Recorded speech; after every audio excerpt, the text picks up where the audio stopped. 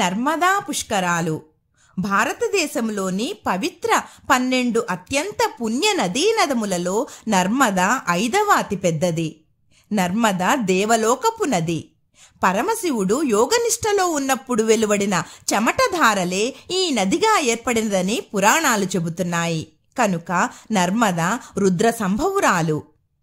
పురూరవ చక్రవర్తి సనకాదుల వల్ల కొన్ని కారణాలతో శాపానికి గురవుతాడు. పాప పరిహారార్థము శివుని మెప్పించి నర్మదని దివి నుండి భువికి తీసుకువచ్చాడు. పైనుండి వస్తున్న నర్మదని మేరుపర్వత కుమారుడు అయిన అమరకంటకుడు పైనుండి వస్తున్న నర్మద ప్రవాహాన్ని అదుపు చేశాడు. ఈ ప్రదేశాన్ని ఆయన పేరు మీద అమరకంటక్ అని పిలుస్తారు. ఇక్కడ నర్మద కుండంలా ఉంటుంది. ఇక్కడ స్నానం చేసిన వారి అనేక జన్మల పాపాలు పోతాయి. మధ్యప్రదేశ్లోని అనూప్పూర్ జిల్లా అమరకంటక్ పంచాయతీ మైకేల్ కొండల సానువులలో నర్మద పుట్టి భూమిపై అడుగుపెట్టి వింధ్య సాత్పుర పర్వత పంక్తుల గుండా 13 కిలోమీటర్ల మేర ప్రవహించి గుజరాత్లోని సూరత్ దగ్గర భారుచి ప్రాంతంలో అరేబియా మహాసముద్రంలో కలుస్తుంది. తూర్పు నుండి పశ్చిమానికి ప్రవహించే 3 నదములలో నర్మద అతిపెద్దది. నది తూర్పు నుండి పడమరకు ప్రవహిస్తుంది. నదము పడమర నుండి తూర్పుకు ప్రవహిస్తుంది. ఈ నర్మదలో శివసాలగ్రామాలు అనబడే శివబాణలింగాలు దొరుకుతాయి. ఇవి శివునితో సమానంగా పూజింపబడతాయి. ఈ బాణలింగాలు అపూర్వ శక్తివంతమైనవి. శంకరాచార్యుల వారు ఈ నర్మద గొప్పదనం గురించి చెబుతూ, త్రిమూర్తులు కూడా ఈ నర్మదకి ప్రణమిల్లి తిరిగి శక్తిని పొందుతారు అని చెప్పారు. పద్మపురాణంలో నర్మద ప్రాముఖ్యత చెప్పబడి ఉంది.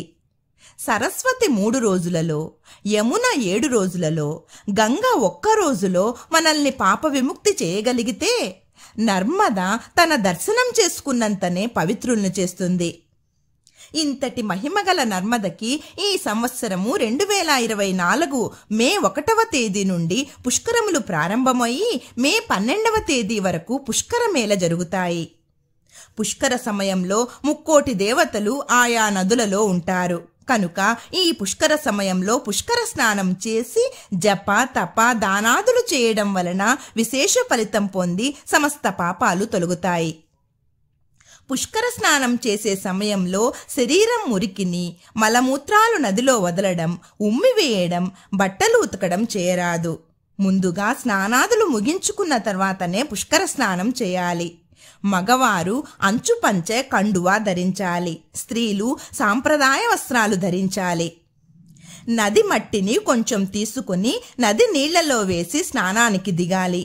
నదిలో దిగి దోసిలితో నీళ్లు తీసుకుని సూర్యుని వైపు తిరిగి నీళ్లను వదులుతూ ఆర్ఘ్యం ఇవ్వాలి. సత్సంకల్పాన్ని బ్రాహ్మణులతో చెప్పించుకొని లేదా ఎవరికి వారే చెప్పుకొని నదిలో మునిగి స్నానం చేయాలి. తప్పకుండా గోత్రనామాలు చెప్పుకోవాలి. పుష్కరుడిని, బృహస్పతిని, 3 కోటి దేవతలను, ఋషులను, మునులను, గురువులను ప్రార్థించి వారికి ఆర్ఘ్యం ఇచ్చి నా సర్వ పాపాలు హరించి వేయమని ప్రార్థించాలి. నీటిలో నారాయణుడు ఉంటాడు కాబట్టి నారాయణ అని 3 సార్లు అనుచు పూర్తిగా తల తడిచేలా 3 మునకలు వేయాలి.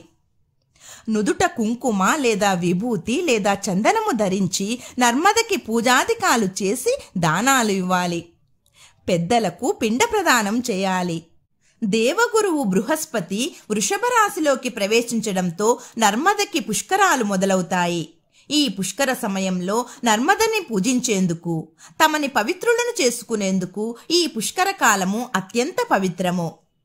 ఇండోర్ సమీపంలో నర్మదా తీరంలోని జ్యోతిర్లింగాలలో ఒకటి అయిన అమరేశ్వర క్షేత్రానికి వెళ్లి ఓంకారేశ్వరుణ్ణి, అమరేశ్వరుణ్ణి దర్శించుకొని ఓంకారేశ్వరుని సన్నిధిలో ప్రధాన ఆలయానికి ఎదురుగా ఉన్న అన్ని ఘాట్ల కంటే ముఖ్యమైన కోటి తీర్థ ఘాట్లో పుష్కర స్నానం చేయడం ప్రశస్తి.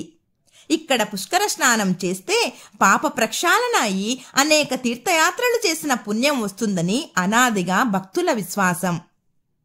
పుష్కర కాలంలో అమరకంటక, ఓంకారేశ్వర్ ఆలయాలతో పాటు నర్మదా తీర ప్రాంతంలో ఉన్న మహేశ్వర ఆలయం, భోజ్పూర్ శివాలయం, నర్మదా సిద్ధేశ్వర ఆలయం, చౌబీస్ అనగా 24 అవతార ఆలయాలు దర్శించుకొని తరించగలరు.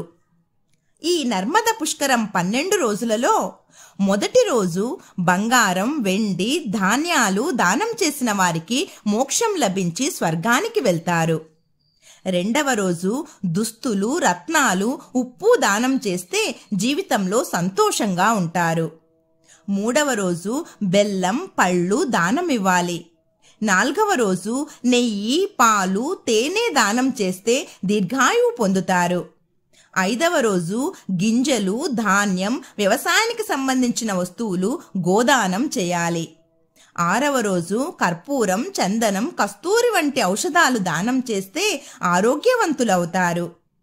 ఏడవ రోజు గృహోపకరణాలు, శయన వస్తువులు దానం చేస్తే వచ్చే జన్మలో విలాసవంతమైన జీవితం లభిస్తుంది. ఎనిమిదవ రోజు చందనం, కూరగాయలు, పూలు దానమివ్వాలి.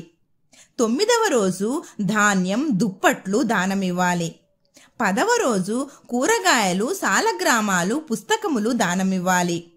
11వ రోజు ఏనుగును దానం చేసి మరణానంతరం వైకుంఠవాసం పొందగలరు.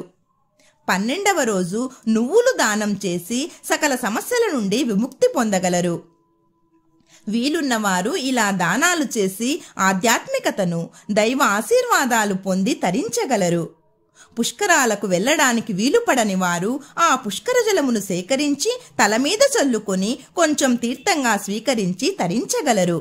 నర్మదా నదికి నమస్కరిస్తూ జపించాల్సిన మంత్రం: శివదేహోత్సముత్పన్నే సర్వపాప ప్రణాశిని నర్మదాదేవి నమస్తుభ్యం మహాపాపం వ్యాపోహ్యాయ.